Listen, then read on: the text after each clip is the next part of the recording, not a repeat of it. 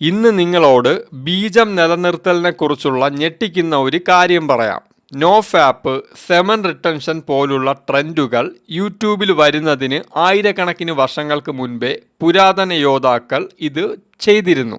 പക്ഷേ അവർ ഇതൊരു ചലഞ്ചായല്ല ചെയ്തിരുന്നത്, തങ്ങളുടെ ജീവൻ രക്ഷിക്കാൻ വേണ്ടിയാണ് ചെയ്തിരുന്നത്. അവർ വിശ്വസിച്ചിരുന്നു, സ്വന്തം വീര്യം ഒരു പുരുഷൻ നഷ്ടപ്പെടുത്തിയാൽ അവൻ ദുർബലനാകും, അതിനെ സംരക്ഷിച്ചാലോ അവൻ അജയ്യനാവും. പക്ഷേ പ്രധാന ചോദ്യം ഇതാണ്: മൈക്രോസ്കോപ്പും സയൻസ് ലാബും ഇല്ലാത്ത കാലത്ത് അവർ ഇതെങ്ങനെ മനസ്സിലാക്കി? ഇത് ശരിക്കും ശരീരത്തിൻ്റെ ശക്തി കൂട്ടുമോ? അല്ലെങ്കിൽ യുവാക്കളെ നിയന്ത്രിക്കാൻ വേണ്ടി രാജാക്കന്മാർക്ക് വേണ്ടി തത്വചിന്തകരുണ്ടാക്കിയ ഒരു മിഥ്യയാണോ ഇത്? ഇന്ന് നാം 5000 വർഷങ്ങൾക്ക് പിന്നിലേക്ക് പോകുന്നു, വീര്യ സംരക്ഷണവും അസാധാരണ ശക്തിയും തമ്മിലുള്ള ബന്ധം കണ്ടെത്താൻ വേണ്ടി. ആദ്യമായി നമുക്ക് മോഡേൺ സയൻസിനെ മറക്കാം. പുരാതന മനുഷ്യർ ഇത് പഠിച്ചത് നിരീക്ഷണത്തിലൂടെയും സ്വന്തം അനുഭവത്തിലൂടെയുമാണ്. ഉദാഹരണത്തിന് ഒരു ഹണ്ടർ ഗ്യാദർ ഗോത്രത്തെ എടുക്കാം. ഒരു ഹണ്ടർ ഗ്യാദർ ഗോത്രത്തിലെ പുരുഷന്മാരെല്ലാം എല്ലാ ദിവസവും ലൈംഗിക ബന്ധത്തിൽ ഏർപ്പെടും. അങ്ങനെ അവർ ദിവസവും വേട്ടയാടാൻ വേണ്ടി ഇറങ്ങി പുറപ്പെടുമ്പോൾ മാനിനെയൊക്കെ വേട്ടയാടാൻ അല്ലെങ്കിൽ മറ്റ് ജീവികളുടെ പുറകെ പോയി അതിനെ കുന്തം എറിഞ്ഞ് വേട്ടയാടുന്ന സമയത്ത് കുന്തം കറക്റ്റായിട്ട് ആ ജീവിയുടെ ദേഹത്ത് കൊള്ളിപ്പിക്കാൻ സാധിക്കുന്നില്ല, അല്ലെങ്കിൽ മാനിൻ്റെ പിറകെയൊക്കെ ഓടുന്ന സമയത്ത് വളരെ ക്ഷീണം, ഒരു ഫോക്കസ് കിട്ടുന്നില്ല, അങ്ങനെയൊക്കെ ആയിരുന്നു. അടുത്ത കുറച്ച് ദിവസത്തിന് ശേഷം ഈ പുരുഷന്മാരുടെ ഗോത്രത്തിലുള്ള സ്ത്രീകളായിട്ടുള്ള ഇണകൾക്കെല്ലാം രോഗങ്ങൾ പിടിപെട്ടു. അപ്പോൾ അവർ വളരെ തളർന്ന് കിടപ്പായി. അപ്പോൾ ഈ പുരുഷന്മാർക്ക് ഇണ ചേരാൻ സാധിച്ചില്ല. അപ്പോൾ അവർ നാച്ചുറലായിട്ട് തന്നെ ബീജം നിലനിർത്തൽ സംഭവിച്ചു അവിടെ.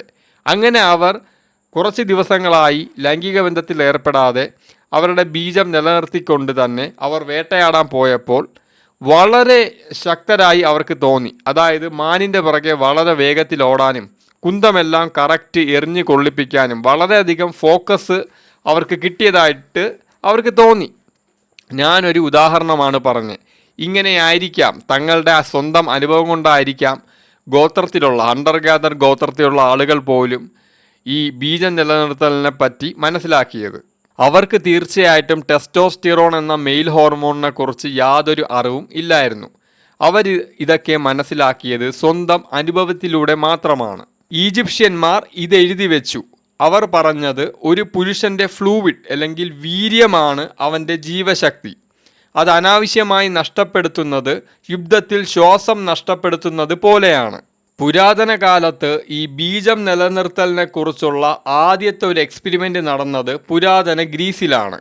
ഒളിമ്പിക്സിന് മുമ്പ് എല്ലാ കായിക താരങ്ങളും ഒരു പ്രതിജ്ഞ എടുത്തിരുന്നു. ആ പ്രതിജ്ഞ ഇതായിരുന്നു: ലൈംഗിക ബന്ധമൊന്നും പാടില്ല. ഗ്രീക്കുകാർ വിശ്വസിച്ചത് വീര്യം ബ്രെയിൻ ഫോം ആണെന്നാണ്. ഇത് സ്പൈനിലും ബ്രെയിനിലും നിന്നാണ് വരുന്നത്. അതിനെ നഷ്ടപ്പെടുത്തിയാൽ ബുദ്ധിശക്തിയും ശാരീരിക ക്ഷമതയും കുറയുമെന്നായിരുന്നു ഗ്രീക്കുകാരുടെ വിശ്വാസം. പ്രശസ്തരായ പല ഗ്രീക്ക് പരിശീലകരും പറഞ്ഞത് സെലിബസി, അതായത് ബീജ നിലനിർത്തലാണ് ഏറ്റവും ശക്തമായ അനബോളിക് എന്നാണ്. ശരീരം ഒരു വിളക്കാണ്, വീര്യം അതിൻ്റെ എണ്ണയാണ്. എണ്ണ തീർന്നാൽ വെളിച്ചം കെടും. അപ്പോൾ പുരാതന ഗ്രീക്കുകാരുടെ ബീജ നിലനിർത്തലിനെ കുറിച്ചുള്ള എക്സ്പെരിമെൻറ്റുകൾ വിജയിച്ചോ? തീർച്ചയായിട്ടും. അവർ തങ്ങളുടെ അനുഭവത്തിലൂടെയാണ് ബീജ നിലനിർത്തലിൻ്റെ ഗുണങ്ങൾ കണ്ടെത്തിയത്. ഏറ്റവും കർശനമായ ബീജ നിലനിർത്തൽ ചെയ്ത അത്ലറ്റുകൾ തന്നെയാണ് ഏറ്റവും വലിയ വിജയികൾ. ബീജ നിലനിർത്താത്ത അത്ലറ്റുകൾ ബീജ നിലനിർത്തിയ അത്ലറ്റുകളെ അപേക്ഷിച്ചിട്ട് എല്ലാ മത്സരങ്ങളിലും പരാജയപ്പെട്ടു. കിഴക്കൻ രാജ്യങ്ങളിൽ ഇത് കൂടുതൽ ആഴത്തിൽ പഠിച്ചു. നമ്മുടെ ഇന്ത്യയിൽ ഇതിനെ ബ്രഹ്മചര്യ എന്ന് വിളിച്ചു. വീര്യം, അതായത് ഓജസ്.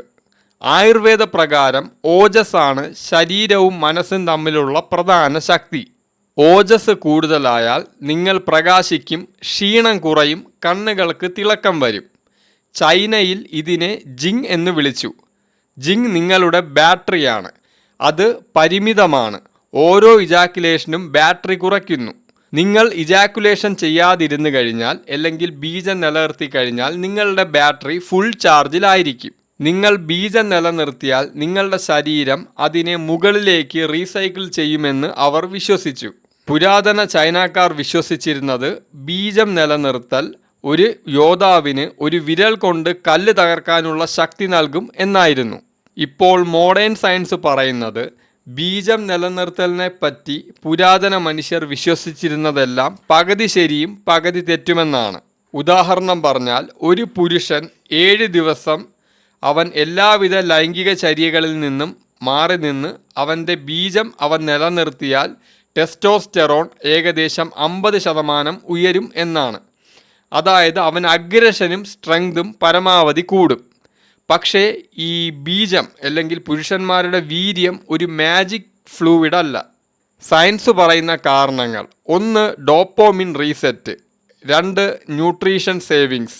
അതായത് നിങ്ങൾ നിരന്തരമായിട്ട് ബീജം പുറത്ത് കളഞ്ഞുകൊണ്ടിരുന്നാൽ തീർച്ചയായിട്ടും പുതിയ ബീജങ്ങൾ ഉൽപ്പാദിപ്പിക്കാൻ നിങ്ങൾ കഴിക്കുന്ന ഭക്ഷണത്തിൽ നിന്ന് ധാരാളം പോഷകങ്ങൾ ബീജം ഉൽപ്പാദിപ്പിക്കാൻ വേണ്ടി ശരീരത്തിന് ആവശ്യമായി വരും. അതേസമയം നിങ്ങൾ ബീജം നിലനിർത്തി കഴിഞ്ഞാൽ ശരീരത്തിന് കിട്ടുന്ന പോഷകങ്ങൾ പുതിയ ബീജങ്ങൾ ഉൽപ്പാദിപ്പിക്കാൻ ഉപയോഗിക്കുന്നതിന് പകരം നിങ്ങളുടെ ശരീരത്തിലെ മറ്റാവശ്യങ്ങൾക്ക് വേണ്ടി ഉപയോഗിക്കാൻ സാധിക്കും. പുരാതന മനുഷ്യർ ഇതിനെപ്പറ്റി കണ്ടത് പുരുഷന്മാർ ലൈംഗിക ബന്ധത്തിന് ശേഷം അങ്ങേയറ്റം ക്ഷീണിതരാകുന്നു. അതേസമയം അവർ ലൈംഗിക ബന്ധത്തിൽ നിന്ന് വിട്ടുനിന്നാൽ അവർ വളരെയധികം ഊർജ്ജസ്വലരായി മാറുന്നു. പുരാതന മനുഷ്യർക്ക് ബീജം നിലനിർത്തൽ എന്ന് പറയുന്നത് വെറുതെ ആരെങ്കിലും പറയുന്നത് കേട്ട് വിശ്വസിക്കൽ അല്ലായിരുന്നു. അവർ തങ്ങളുടെ സ്വന്തം ജീവിതത്തിൻ്റെ അനുഭവത്തിലൂടെയും നിരീക്ഷണങ്ങളിലൂടെയും അത് സത്യമാണെന്ന് മനസ്സിലാക്കിയാണ് അത് പ്രാക്ടീസ് ചെയ്തിരുന്നത്. പുരാതന മനുഷ്യരുടെ വിശ്വാസപ്രകാരം വീര്യ സംരക്ഷണം അല്ലെങ്കിൽ ബീജം നിലനിർത്തൽ ശക്തി കൂട്ടുമോ? അവരുടെ ലോകത്തിൽ അതെ. വിശ്വാസം, ഡോപ്പോമിൻ നിയന്ത്രണം, ടെസ്റ്റോസ്റ്റെറോൺ സ്പൈക്ക് ഇത് ചേർന്നാൽ ഒരു യോദ്ധാവിന് ദൈവത്തെ പോലെ ശക്തനാവാൻ കഴിയും എന്നായിരുന്നു അവരുടെ വിശ്വാസം. ഇന്നത്തെ ഈ വീഡിയോ ഇഷ്ടപ്പെട്ടാൽ ലൈക്ക് ചെയ്യുക, നിങ്ങളുടെ അഭിപ്രായങ്ങൾ കമൻറ്റ് ചെയ്യുക. ഇതുപോലുള്ള കൂടുതൽ വീഡിയോകൾക്കായി ഈ ചാനൽ സബ്സ്ക്രൈബ് ചെയ്യുക. അടുത്ത വീഡിയോയിൽ കാണാം. See you.